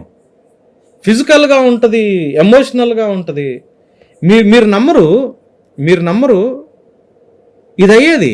నేను నేను నేను 9th ఉన్నప్పుడు నేను స్కూల్ లీడర్ని.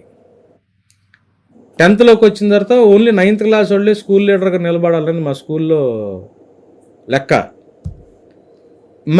ఆ టైంలో 10th నేను 9th అమ్మాయి ఒక అమ్మాయి స్కూల్ లీడర్ అయ్యి అట్లొద్దు మాకు రవికాంతే కావాలని స్కూల్ లీడర్ ఎలక్షన్ గెలిచిన అమ్మాయి మళ్ళీ నా పేరు ప్రపోజ్ చేసి నాకు మళ్ళీ నన్ను తీసుకెళ్ళి మళ్ళీ స్కూల్ లీడర్ని చేశారు. అమ్మాయిలు మాట్లాడేవాళ్ళు, గేమ్స్ ఆడేవాళ్ళం. దాన్ని చాలా క్రిటికల్ అయితే చూసేవాళ్ళు టీచర్సు. అంటే ఒక ఇంటర్మీడియట్లో నాకు అంటే నేను స్కూల్ లీడర్ చేసి నేను జూనియర్ ఇంటర్ కాలేజీకి వచ్చిన తర్వాత రిక్షాలు వేసుకుని వచ్చి స్కూలులో అంటే మా జూనియర్ అమ్మాయిలు నాకు రాఖీలు కడితే ఈ 2 చేతులు ఫుల్ అయిపోయినాయి. రాఖీ కడితే ఎవరు కడతారు? అన్న అని పిలిచేవాళ్ళే కదా కట్టేది. నేను ఇంటికి వెళ్ళా. అసలు ఇంతమంది అంటే మేము 3 అబ్బాయిలమే, నేను పెద్దోడిని, నా తర్వాత 2. మా నాన్న అసలు ఇంతమంది అమ్మాయిలు నీకు ఎట్ట తెలుసురా అని కొట్టాడు. ఇప్పుడు నా మైండ్లో ఏంటి? రాఖీ కట్టేది ఎవరు? అన్న అని పిలిచే అమ్మాయి. నాకు అదే ఉండింది మైండ్లో. నేను అది తీలా. నేను చాలా ఏరియాస్లో మా నాన్న కంటిలో కనబడకుండా నేను చాలా జాగ్రత్త పడతా. ఇది అడాప్ట్ చేసుకున్నా నేను లైఫ్లో. ఈ ఏరియాలో జాగ్రత్త పడలేదు, ఎందుకంటే రాఖీలు కడితే వాళ్ళు వేరే దృష్టి కాదు కదా అని. అసలు ఇంతమంది అమ్మాయిలు ఎట్లా తెలుసు అని కొట్టాడు మా నాన్న. ఎమోషనల్గా అంటే అక్కడే కాదండి, అంటే మనకు తెలియని వాళ్ళ దగ్గర కాదు. నాకేమైపోయింది, నేను దేవుళ్ళలోకి వచ్చిన కొత్తలో పెళ్ళయింది. నేను అంటే దేవుళ్ళ లెక్క ప్రకారం ఏం చేసుకోవాలా, అప్పటికి నేను రీకమిట్ చేసుకోవాలా. నా wife she comes from A Hindu background. తను ముందు సాల్వేషన్లోకి వచ్చింది, తర్వాత నేను ప్రభువుకి రీకమిట్ చేసుకున్నాను. ప్రతి ఒక్కళ్ళు వచ్చేవాళ్ళు, మా బాబాయ్ వాళ్ళు వీళ్ళు అంటే నాకు అంటే వాళ్ళు చాలా స్పిరిచువల్. డబ్బులు తీసి నా వైఫ్కి ఇచ్చి, అమ్మా నీ దగ్గర ఉంచుకో, వీటితో అసలు కొంచెం జాగ్రత్త, వీటి సంగతి నీకు తెలియదు అనేవాళ్ళు పెళ్ళైన స్టార్టింగ్లో. నన్ను ప్రభువులోకి నడిపించిన ఒక ఆయన అందరి ముందు నన్ను ఏమన్నాడు తెలుసా? అరే కుక్కలకైనా సీజన్ ఉంటుంది, నువ్వు సీజన్ లేనోడు అని తిట్టాడు నన్ను. దేవుళ్ళలోకి వచ్చిన కొత్తల్లో అది చాలా టఫ్ అయింది నాకు లైఫ్లో. నేను దాన్ని అంటే దాన్ని ఓవర్కమ్ చేయడం. ఇప్పుడు ఎవరో అంటాం వేరు, ప్రభువులోకి నడిపించినోడు ఇట్లాంటి మాటలు. కొన్నిసార్లు మనం ఎదిగిన చర్చిల్లో మనల్ని దేవుళ్ళలోకి నడిపించే వాళ్ళు కూడా మెన్ని హ్యాండిల్ చేసే విషయంలో సెన్సిటివ్గా హ్యాండిల్ చేయరు. గర్ల్స్ని హ్యాండిల్ చేసే అంత జాగ్రత్తగా మెన్ని హ్యాండిల్ చేయరు. అబ్యూజు, సెక్షువల్ అబ్యూజ్ ఉంటుంది, ఎమోషనల్ అబ్యూజ్ ఉంటుంది, ఫిజికల్ అబ్యూజ్ ఉంటుంది, బుల్లింగ్ ఉంటుంది.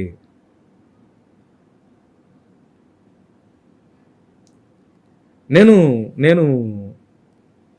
am I making any sense? నేను ప్రకాష్ నేను పరిగెట్టదలుచుకోవాలా. మేబీ బయటికి చెప్పుకోలేని సిచ్యువేషన్స్ తర్వాత యూట్యూబ్లో విన్నా కానీ దీని గురించి రిలేట్ చేసుకునే ఇష్యూస్ ఉంటాయి కదా అని చెప్పి నేను మొత్తం ఇంకా ఓపెన్ చేయలేకపోతున్నా కానీ but I'm trying to open my self out కంప్లీట్గా. నేను ప్రయత్నం చేస్తున్నా.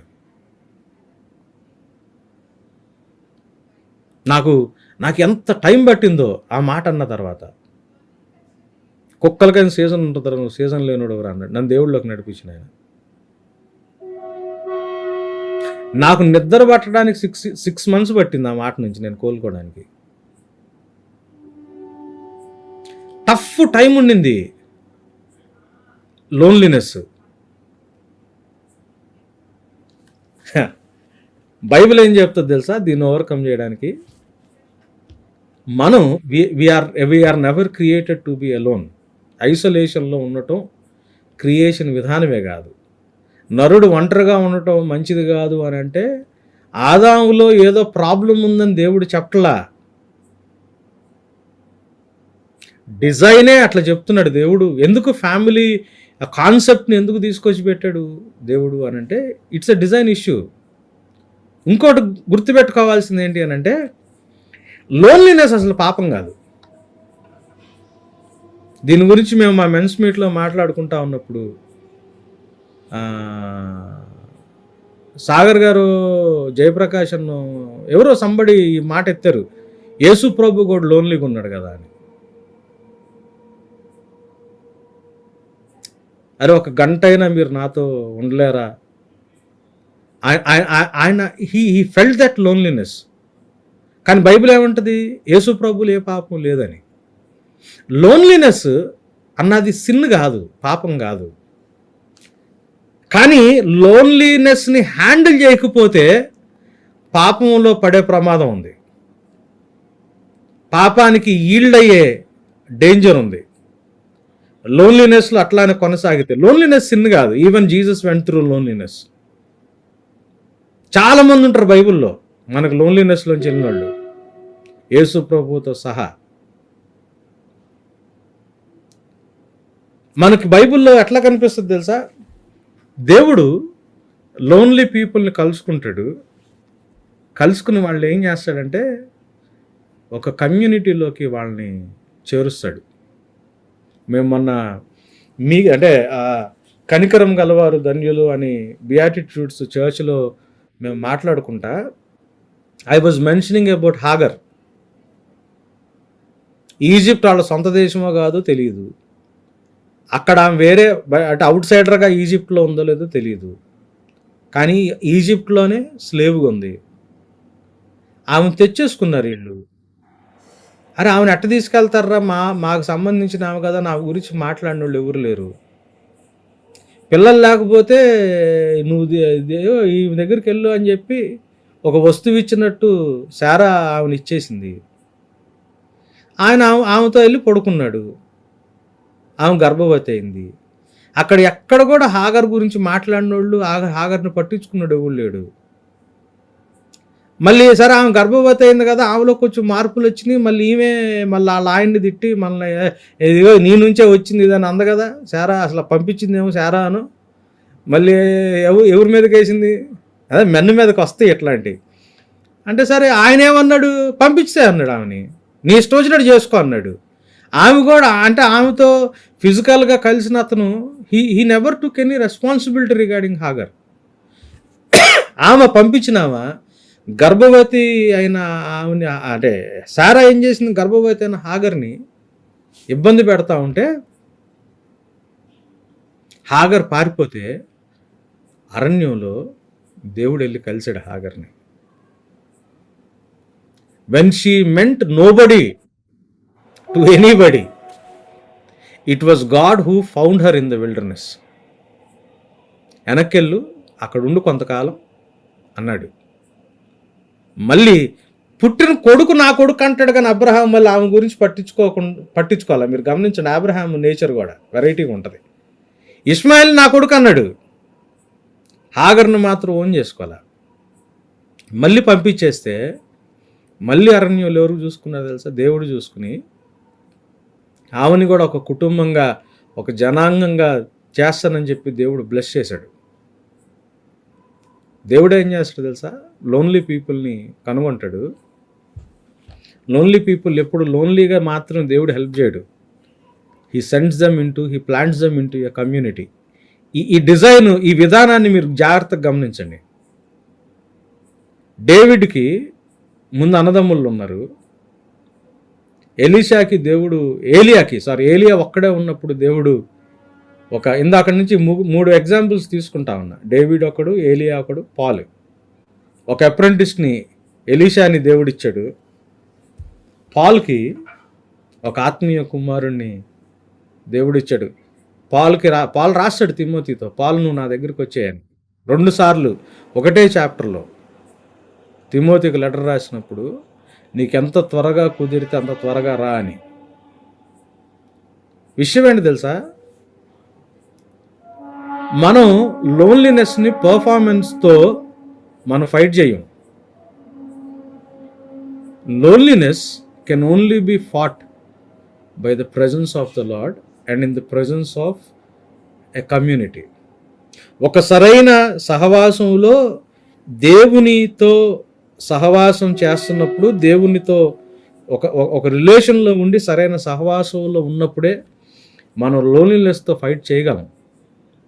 మీరు పర్ఫార్మెన్స్తో లోన్లీనెస్ని ఫైట్ చేయాలని ప్రయత్నం చేస్తే మీరు ఎప్పటికీ కూడా లోన్లీనెస్ని పర్ఫార్మెన్స్తో ఫైట్ చేయలేరు.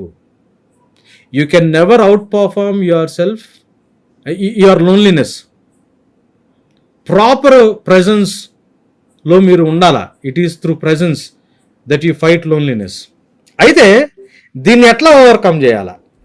నన్ను క్షమించండి, నేను కొంచెం స్లోగా వెళ్ళి పాయింట్లన్నీ ఎక్కువ టైం మాట్లాడుతున్నానేమో. ఎట్లా ఓవర్కమ్ చేయాలి అని అంటే, ఫస్ట్ థింగ్ ఏంటి అని అంటే గుర్తుపెట్టుకోవాల్సింది, లోన్లీనెస్ అంటే మీరు లోన్లీగా ఉన్నారని జనాలకి చూపించుకుంటే సరిపోదు. జనాలకి అరే ఈడేంద్ర ఈడెట్టున్నాడు అని జనాలు మిమ్మల్ని నోటీస్ చేసినంత మాత్రం సరిపోదు. లోన్లీనెస్ ఎప్పుడైనా కానీ ప్రభువు వైపు ముందు అడుగేసి సరైన వ్యక్తుల్ని ఐడెంటిఫై చేసుకుని వాళ్ళ దగ్గరికి వెళ్ళి ధైర్యంగా యథార్థంగా మీకున్న సమస్యని చెప్పడంతో సాల్వ్ అవుతుంది. ప్రభువు దగ్గరికి వెళ్ళాలా? సరైన వ్యక్తులు అంటే I mean mentors or a right fellowship of believers దగ్గరికి వెళ్ళి ఆనెస్ట్గా ధైర్యంతో మీకున్న మీ సమస్య చెప్తే కానీ సొల్యూషన్ రాదు. బిబ్లికల్ ప్యాటర్న్ చాలా సింపుల్గా ఉంటుంది. దేవుడు మనం లోన్లీగా ఉన్నప్పుడు మనల్ని దర్శిస్తాడు. దర్శించి ఏం చేస్తాడో తెలుసా? మన లైఫ్లోకి సరైన వ్యక్తుల్ని తీసుకొస్తాడు. బైబిల్ ప్యాటర్న్ అంతా ఇదే ఉంటుంది. సరైన వ్యక్తుల లోపలికైనా దగ్గరికైనా పంపిస్తాడు, సరైన వ్యక్తులను మన దగ్గరికైనా తీసుకొస్తాడు. ఇది బిబ్లికల్ ప్యాటర్న్. రెండు విధాలుగా. ఒకటి ఏంటంటే ఎలా బిబ్లికల్గా లోన్లీనెస్ని ఎట్లా అడ్రస్ చేయాలి. ఒకవేళ నేను లోన్లీ అనుకోండి, నేను ఎట్లా అడ్రస్ చేయాలి. నాకు ఎవడన్నా లోన్లీ వ్యక్తి కనిపించాడు అనుకోండి, నేను ఎట్లా దాన్ని అడ్రస్ చేయాలి. ఈ 2 ఏరియాస్ చూద్దాం. ఇది ఒక 2 ఏరియాస్ చూసి మనం క్లోజ్ చేద్దాం. సపోజ్ మీరే లోన్లీగా ఉన్నారు. వాక్యంలో మీరు తర్వాత ఇవి వ్యక్తిగతంగా చదవండి. 142, 143 కూడా సామ్స్, 63rd సాము మీరు చూస్తూ ఉంటే ఇది 1 శామ్యూయల్ 22nd చాప్టర్ నుంచి 24th చాప్టర్ దాకా డేవిడ్ సౌలు రాజు దగ్గర నుంచి పారిపోతా ఒంటరిగా ఉన్న టైంలో రాసిన కీర్తనలాగా మనకు కనిపిస్తాయి. చాలామంది ఉన్నారు. ఈయనే టికానా లేకుండా రాజు నుంచి తప్పించుకుంటా ఉంటే ముందు ఒక 200 మంది, తర్వాత ఇంకొక 400 మంది రాజు చేత ఇబ్బంది పడిన వాళ్ళు అందరూ వచ్చి ఈయన దగ్గర చేరతారు. ఈయనకే టికానా లేదు. ఈయనతో ఇంకొక 600 మంది డిప్రెస్డ్ పీపుల్ ఈయన చుట్టూ చేరతారు. అందరు డిప్రెషన్ ఉన్న వాళ్ళతో పాటు ఈయన ఉంటే ఏమవుతుంది? 142nd సామ్లో ఆయన ఏమంటారు తెలుసా? నన్ను ఎప్పుడు పట్టించుకోవట్లేదు, అసలు నేనంటే అసలు ఎప్పుడు పట్టదు ప్రభు అని ఏడుస్తాడు ఆయన. No one cares for my అని. అయితే ఇక్కడ మనం గమనించాల్సింది ఏంటంటే డేవిడ్ ఏం చేస్తూ ఉన్నాడు అని అంటే, నేను ఫిలిస్తీన్లు అంతమందిని చంపాను కదా, గొలియాతుని చంపాను కదా అని ఒక్కడే సిచ్యువేషన్ని సౌలు రాజుని హ్యాండిల్ చేయడానికి ప్రయత్నం చేయట్లా. అంటే మ్యాచో మ్యాన్ లాగా బిహేవ్ చేయడానికి ట్రై చేయట్లా. డేవిడ్ ఏం చేస్తుంటే తెలుసా? ప్రభా, నేను ఇటువంటి సిచ్యువేషన్లో ఉన్నా, నన్ను ఎప్పుడు పట్టించుకోవట్లే, నేను ఒక్కడనే ఉంటున్నా, నేను ఒంటరిని అయిపోయా, నాకు ఈ కష్టం ఉంది, నాకు ఈ బాధ ఉందని దేవుని ముందు తన పరిస్థితిని నిజాయితీగా ఒప్పుకుంటున్నాడు. ముందు యోనాతాన్ని, తర్వాత ఇదిగో ఈ 600 మందిని. వాళ్ళు పర్ఫెక్ట్ వాళ్ళు కాకపోయినా ఆయన ఏం చేస్తా ఉన్నాడంటే వీళ్ళందరినీ నేనే సౌలు రాజు నుంచి తప్పించుకుంటూ తిరుగుతున్నాను, మీరందరూ వస్తే నేనేం చేయాలరా అని అంటలా. He allowed people to be with him. తర్వాత వాళ్ళే అంటే వాళ్ళు కష్టంలో ఉన్నారు, వీళ్ళు కష్టంలో ఉన్నారు. ఒక ట్రస్టెడ్ గ్రూప్ ఫామ్ అయింది తర్వాత దావీదుకి. సో ఒకవేళ మీరు లోన్లీనెస్లో ఉంటే డేవిడ్ వాడిన మెథడ్స్ 3 ఉన్నాయి. ఏంటి అని అంటే, మీరు బాగానే ఉన్నారు అని బయటికి ఫీలింగ్ ఇవ్వకుండా, మీకున్న సమస్య ఏంటో, మీకున్న ఆ ప్రాబ్లం ఏంటో దాన్ని మీరు నోరు తెరిచి ఒప్పుకోవడానికి ముందు మీరు దేంట్లో నుంచి వెళ్తున్నారు, at least you come to a conclusion. నాకు ఈ సమస్య ఉంది, నాకు ఈ ప్రాబ్లం ఉంది, నేను ఈ ఏరియాలో నాకు ఎవ్వరు లేరు, నేను ఈ ప్రాబ్లంలో ఉన్నాను అని మనుషుల నుంచి, పరిస్థితుల నుంచి మిమ్మల్ని మీరు డిస్ట్రాక్ట్ చేసుకోకుండా మీకున్న ప్రాబ్లంని కరెక్ట్గా మీరు ఐడెంటిఫై చేసి దేవుని దగ్గరికి రావడానికి ప్రయత్నం చేయండి. ప్రభువు దగ్గరికి రావడానికి ట్రై చేయండి. ప్రభువు దగ్గర కూర్చుని మీకున్న సమస్యని యథార్థంగా దేవుడి ముందు ఒప్పుకొని మాట్లాడటానికి ప్రయత్నం చేయండి. హెబ్రీ పత్రిక 4వ అధ్యాయంలో ఏమంటాడంటే, మన ప్రధాన యాజకుడు మన వలె అన్ని విషయాల్లో శోధింపబడ్డాడు కాబట్టి, శోధింపబడి పాపము లేకుండా ఉన్నాడు కాబట్టి, సమయోచితమైన సహాయం పొందటానికి ధైర్యముగా ఆ కృపాసనం దగ్గరికి మనం వెళ్దాము అన్నమాట.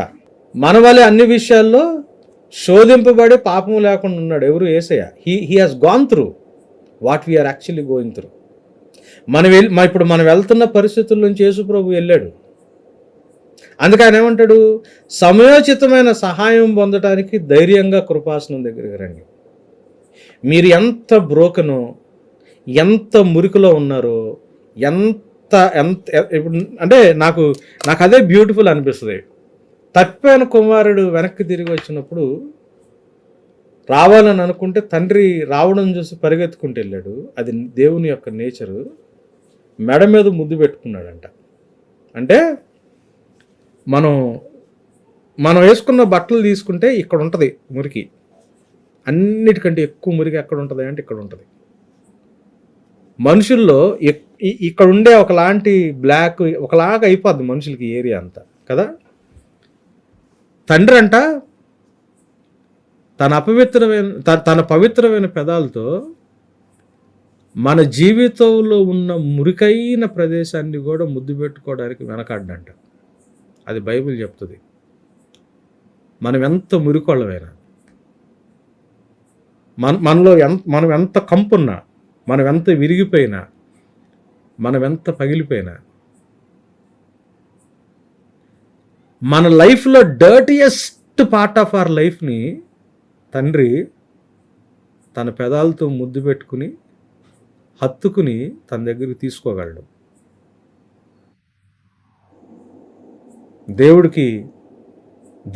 దేవుడి దగ్గర ఆ స్వభావం ఉంది. సో ఏం చేస్తారు? మీ ప్రాబ్లంని ఐడెంటిఫై చేయండి. సమస్య నుంచి దూరంగా వెళ్ళొద్దు, ప్రభువుకి దగ్గరికి వెళ్ళండి. ఒక సరైన ఎక్కువ మంది కాకపోయినా, వాళ్ళు కూడా స్ట్రగుల్ అవుతున్నా పర్లేదు, నమ్మకమైన సహవాసం, బ్రదర్స్ని లేకపోతే మెంటార్స్ని సెలెక్ట్ చేసుకుని మీరు చెప్పడానికి ప్రయత్నం చేయండి.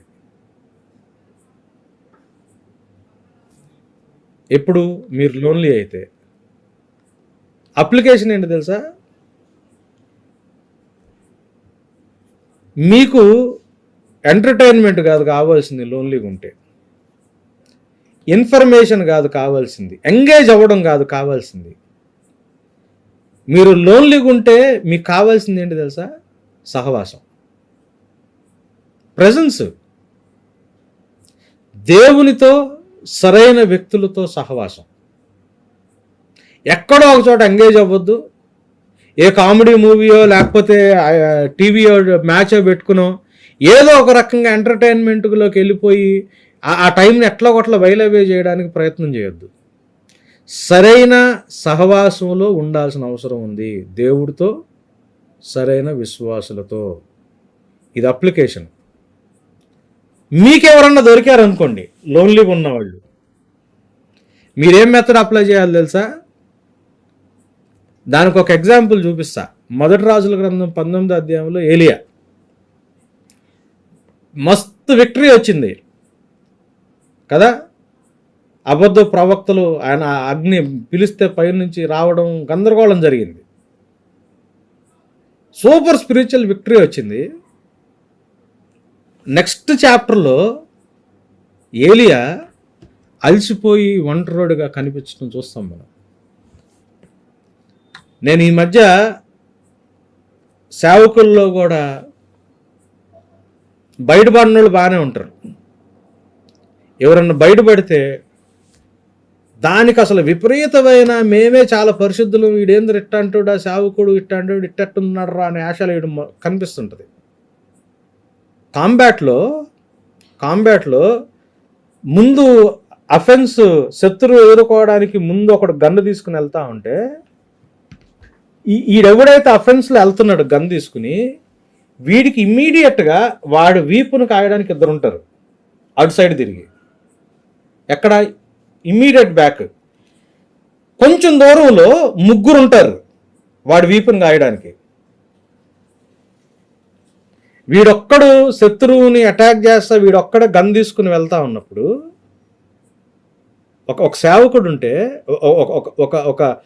ఒక కాంబాట్ సోల్జర్ ఉంటే,